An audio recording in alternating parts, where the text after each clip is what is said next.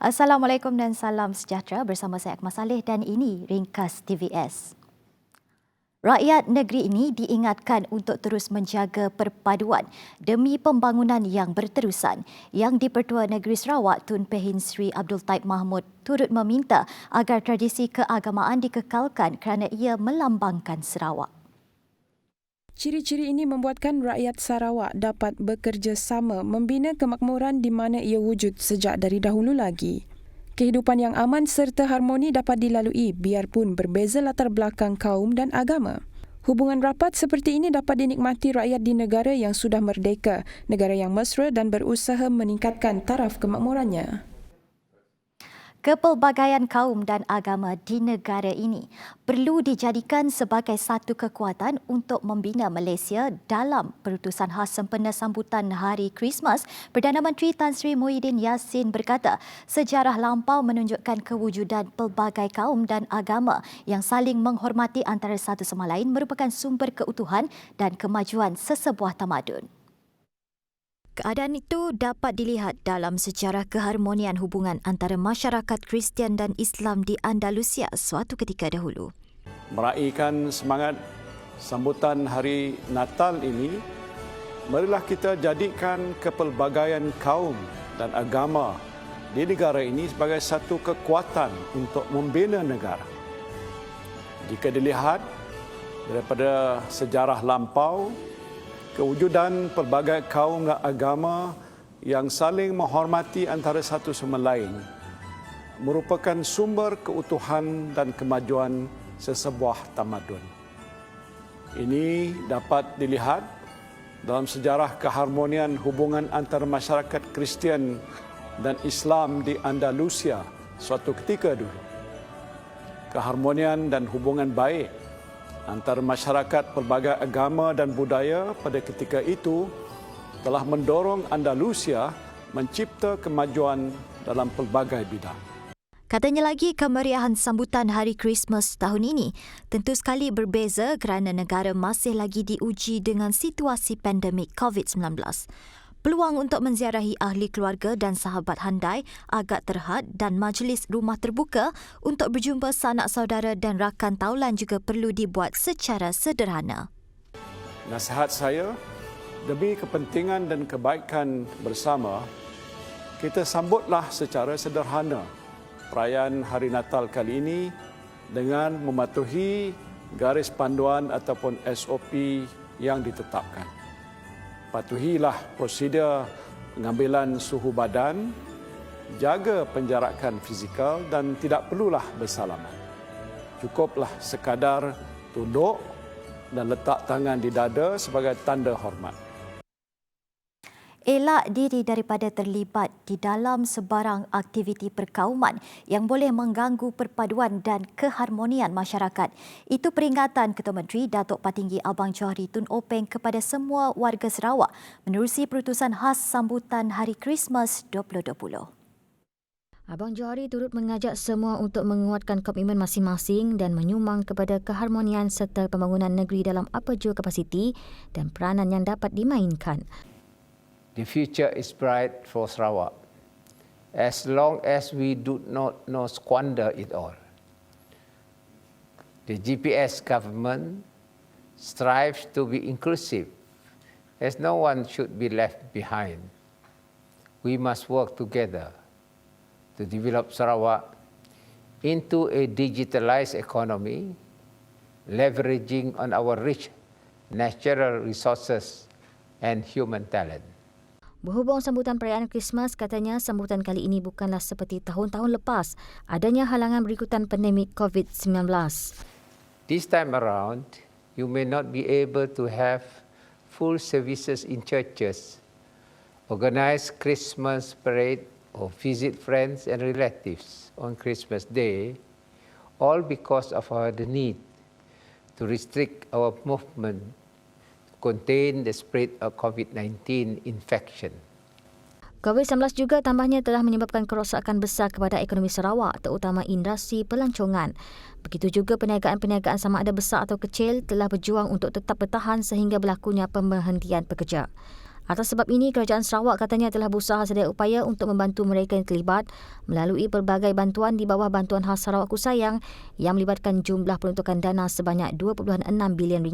Walau bagaimanapun, beliau tetap optimis Sarawak masih boleh berada di landasan tepat untuk mencapai status negeri maju dan berpendapatan tinggi menjelang 2030.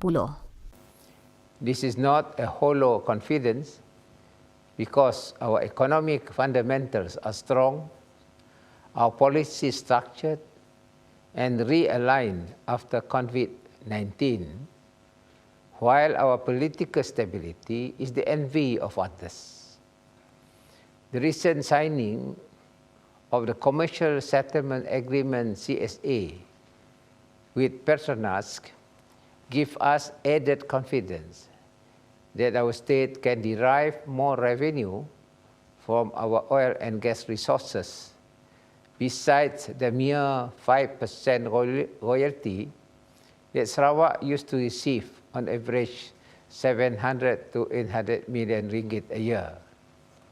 Saya dan keluarga mengucapkan selamat Hari Krismas kepada saudara dan saudari yang merayakan Hari Krismas dan selamat Tahun Baru 2021 kepada semua rakyat negeri Sarawak. Bertemu kembali. Rakyat Malaysia pada tahun 2020 melalui fasa perubahan kehidupan sejak dilanda pandemik COVID-19. Perintah Kawalan Pergerakan PKP dilaksanakan dan menjadi langkah penting bagi mengawal penyebaran virus tersebut. Pandemik maut itu bukan sahaja memberi tamparan hebat kepada Malaysia, bahkan seluruh dunia turut berdepan ancaman tersebut.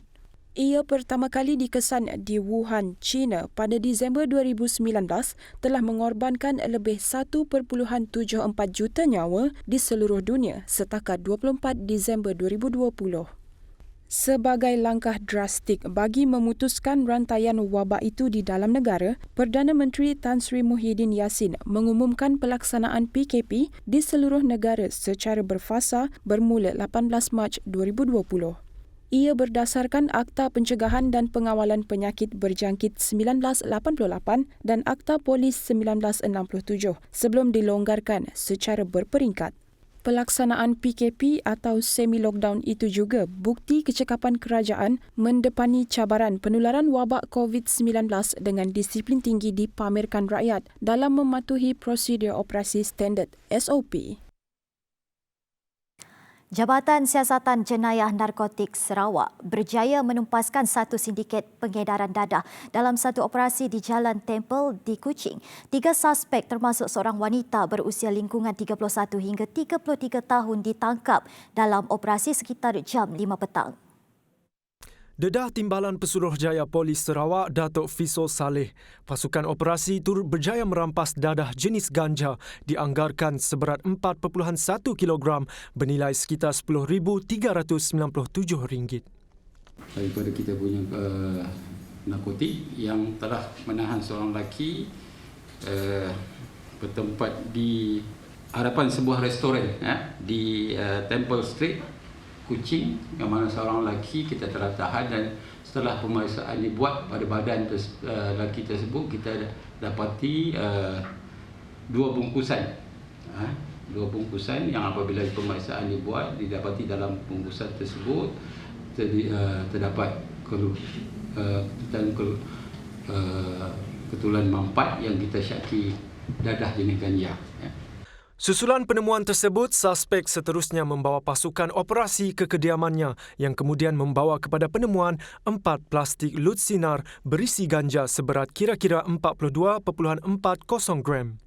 Hasil soal siasat ke atas suspek pertama kemudian membawa kepada penangkapan seorang lagi suspek lelaki di sebuah rumah di Taman Pelita Jaya, Jalan Sultan Tengah.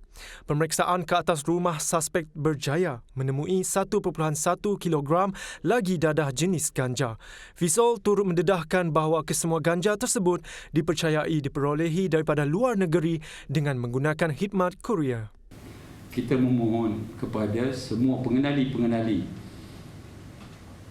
untuk prihatin bersama-sama bila ada tengok bungkusan-bungkusan begini tidak boleh dihantar, kan? Alamat tak lengkap, balik di sini cepat-cepat menghubungi kita. Kesemua suspek kemudian ditahan reman selama 6 hari untuk siasatan lanjut di bawah Seksyen 39B dan 39A-1 Akta Dadah Berbahaya 1952. Baik, laporan itu tadi mengakhiri ringkas 12 hari ini.